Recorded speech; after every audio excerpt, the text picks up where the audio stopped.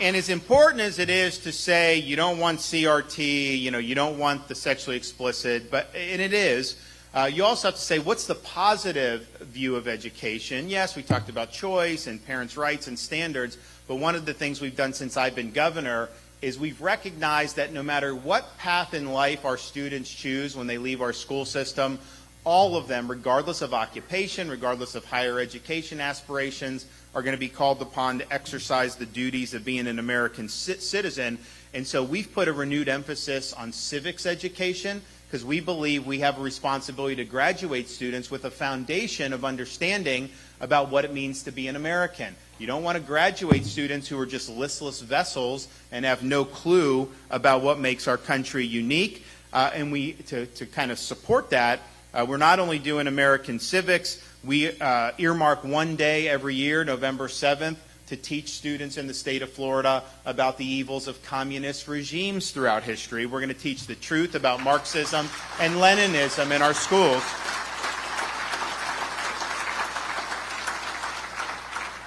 We also have insured parents that, and look, when these education issues, one, are just really important because it affects the future of our country, but it's also important to me because I'm looking at it not just through the lens of a governor, but through the lens of a dad.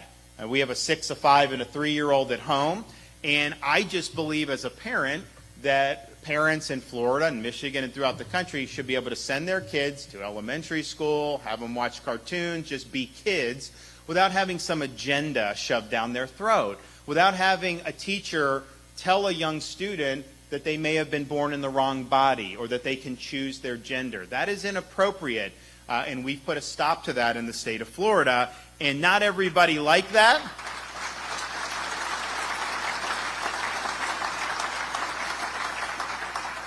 Not everybody liked that. The left didn't like it, and most of the media didn't like that. And we even had a company in Orlando area that didn't like that you may have heard of. But, at the end of the day, it may have been the case that Disney ran the state of Florida for the 60 years prior to me being governor, but they do not run it as long as this sheriff's in town. So